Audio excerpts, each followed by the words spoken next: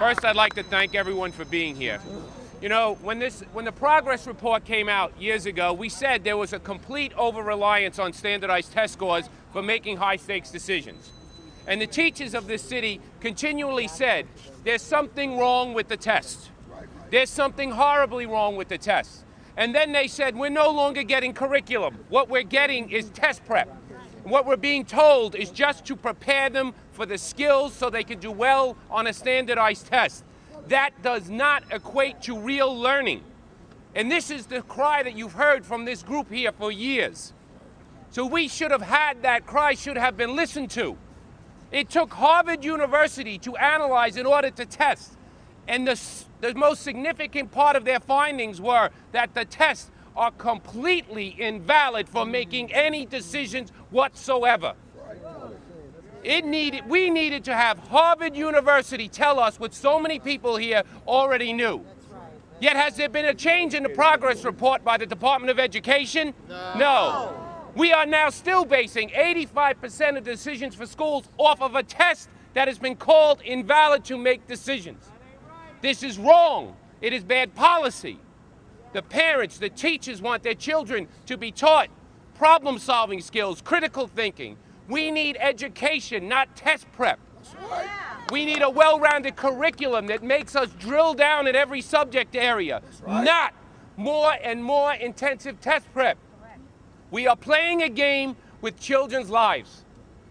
You cannot do this simply by saying 85% of the decision about a child's life is about how they perform 3 hours out of an entire school year.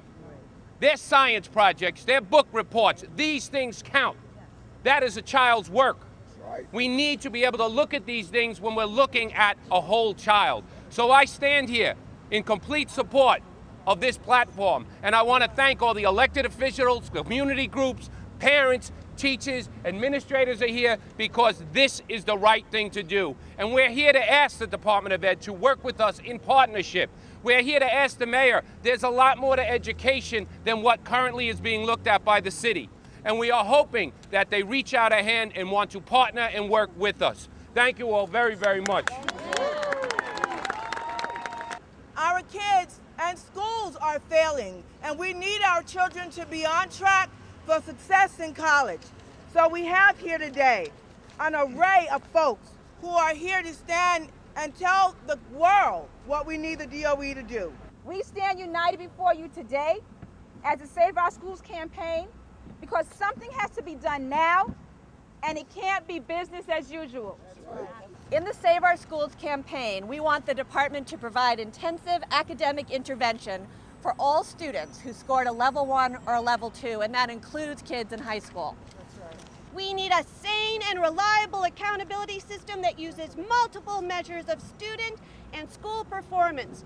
A system that supports children in schools, that works to enhance teaching and learning, not cripple it. Right. A system that will drive fear out of the classroom and replace it with engagement.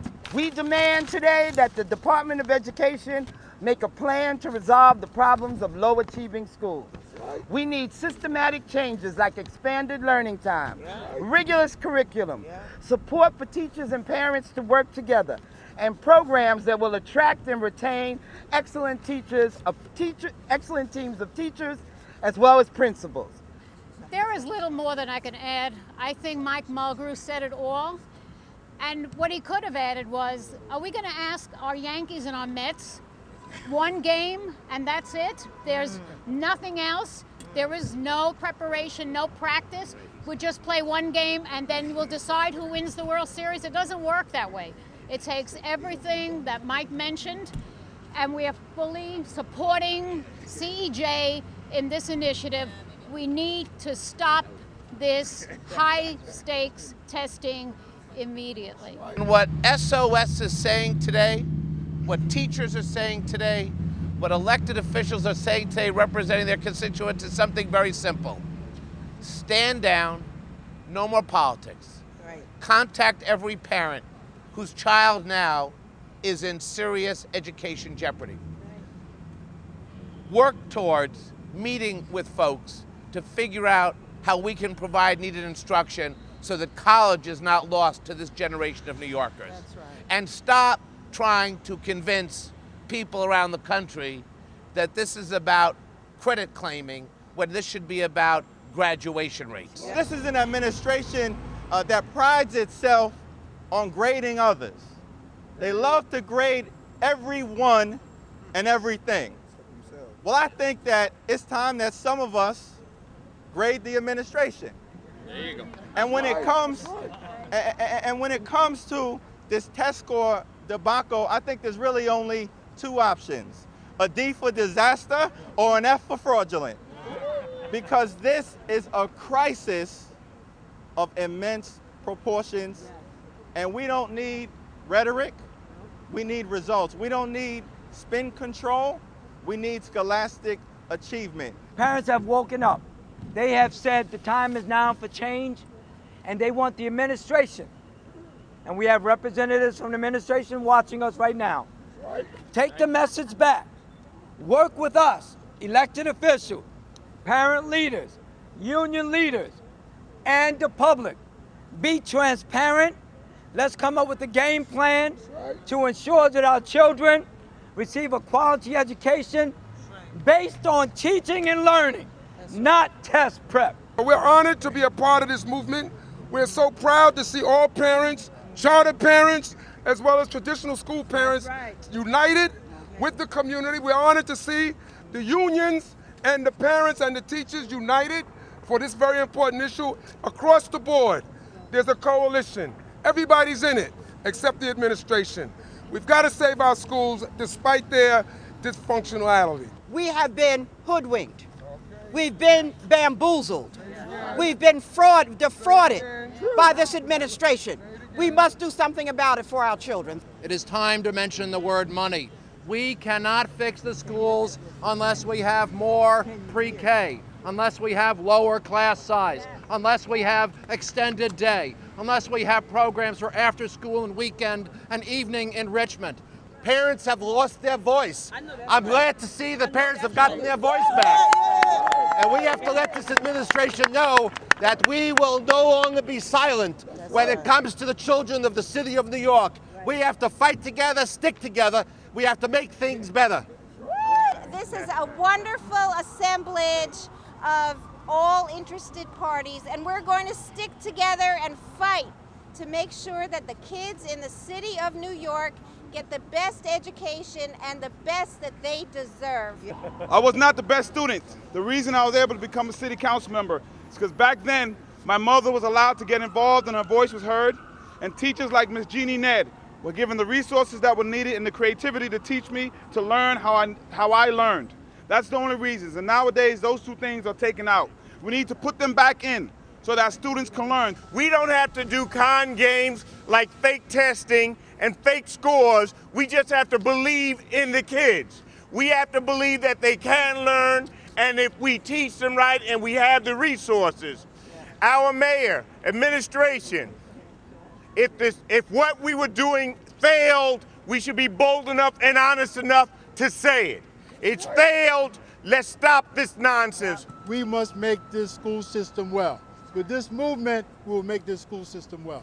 For 8 years, there's been a plague on our schools of standardized testing, and the symptoms of that have been less history, less art, less music, less physical education, less extracurricular activity, and have been hurting our education because they spend 10% of the school year on standardized tests alone, not including classroom tests and everything else. So for 8 years, our kids have been learning less and testing more. I want those 8 years back for my kids, and I want the 8 years back for your kids. We've got to remove the emphasis on high-stakes testing, bring the arts, bring the music, bring the athletics, bring the culture back into the classroom so that all of our children will have an opportunity to demonstrate their intelligences in multiple areas. It is unfair. It is unfair, and the reality of failing our children is something that one day we have to pay. Because there's not a biggest crime in humanity than denying education. This is a moment to say the regime of high-stakes testing is not working. This is a moment for us to step back and think more holistically about our children's education. Let's hope they do it. District 10 and District 9, which are in my senatorial district, are some of the most overcrowded in the entire city. And we are here to address the concerns of the parents here, and it is very simple. This is not about blame, this is about accountability. I have a kid in PS 106 and one in 377. And this is an emergency about the school having these degrees. We need to do something about it. It's 2,300 kids in first and second level, and we need to do something about it. We need more teacher, more counselor, and more people to do something about it. We're sending out an SOS.